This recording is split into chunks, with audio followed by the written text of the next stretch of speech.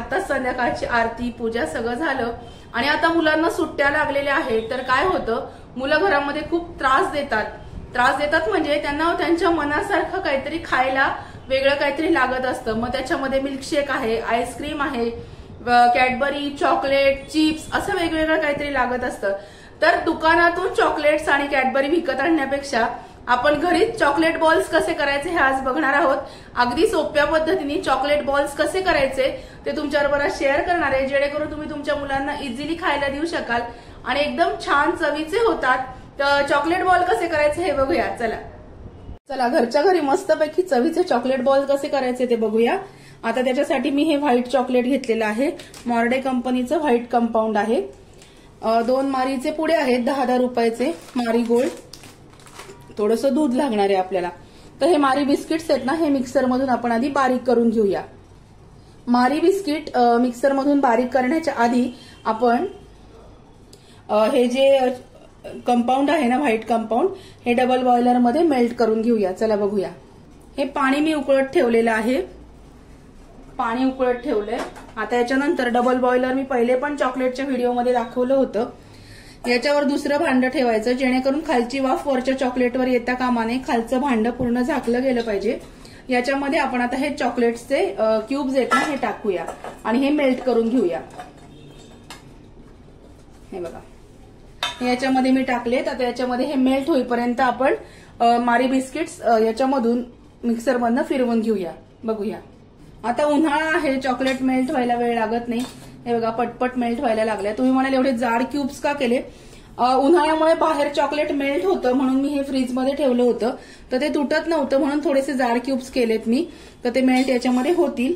आता बघूया, मिक्सर मधून आपण मारीचे बिस्किट्स बारीक फाईन पावडर त्याची करून घेऊया.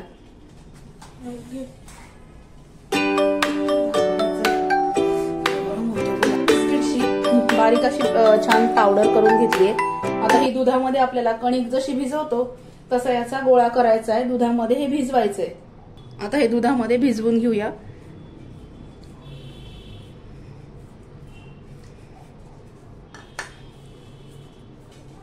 खूप क्रिस्पी लागतात हे चॉकलेट, कारण बिस्किट म्हटल्यानंतर एकदम खमंग क्रिस्पी असं लागतं. हे असं छान दुधामध्ये याचा घट्ट गोळा भिजवून घ्यायचा.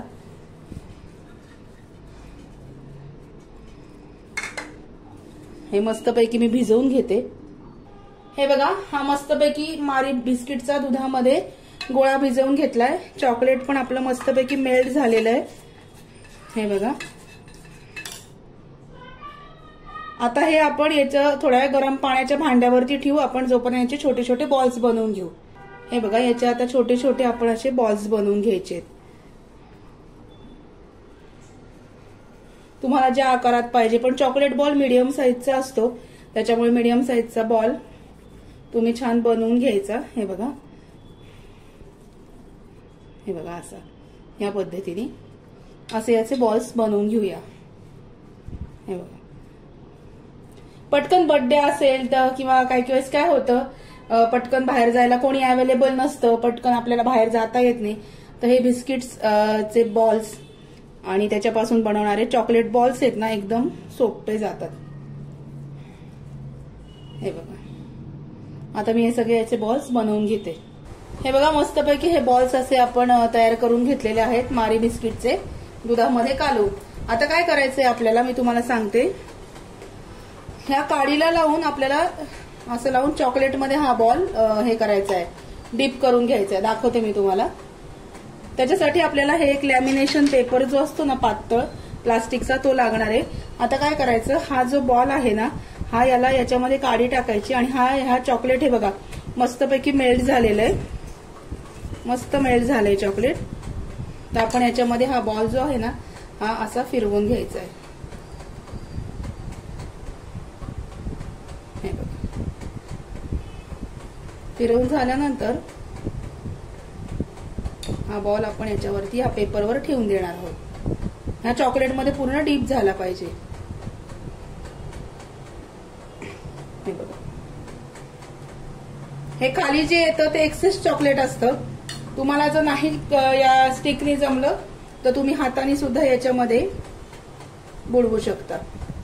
हे बघा, आणि थोडंसं खाली राहतं, ते एक्सेस वाळल्यानंतर चॉकलेट कम्प्लीट ड्राय झाल्यानंतर ते निघून जाणार आहे. हे सगळे जे बॉल्स आहेत आपण याच्यामध्ये मस्तपैकी डीप करून घेऊया चॉकलेटमध्ये.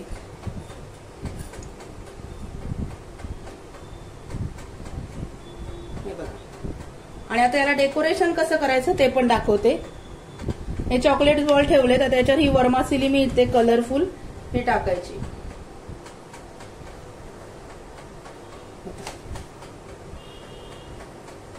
अशी.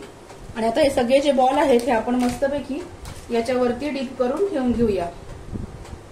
हे बघा, हे चॉकलेट्स बॉल मी करून ठेवले. तुम्ही म्हणा खाली काय आलंय तर ते खाली थोडंसं ओघळतं. हे एक्सेस चॉकलेट वाळल्यानंतर आपण खालून काढून टाकूया. चला आता हे डीप फ्रीजरला एक 10 मिनिटांसाठी सेट करायला ठेवूया.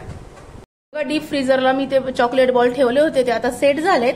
ते आपण आता एका डिश मध्ये काढून घेऊया. चॉकलेट बॉल सेट झालेले आहेत. आता तुम्ही जे म्हणाले मला की मगाशी तुम्ही म्हणाल हे खाली होतं, तर हे एक्सेस काढून टाकायचं आणि चॉकलेट बॉल आपला रेडी आहे. हे बघा, हे इझिली निघतं आणि वरच्यावर आपला बॉल हा आपण चॉकलेट बॉल काढून घ्यायचा. काय होतं, चॉकलेट गरम असल्यामुळं आपण ते त्याच्यामध्ये डीप करतो म्हणून ते मेल्ट होऊ शकतं. हे बघा, हे असे चॉकलेट बॉल्स तयार आहेत. खूप सुंदर लागतात. सोपी रेसिपी आहे, नक्की ट्राय करून बघा. हे बघा,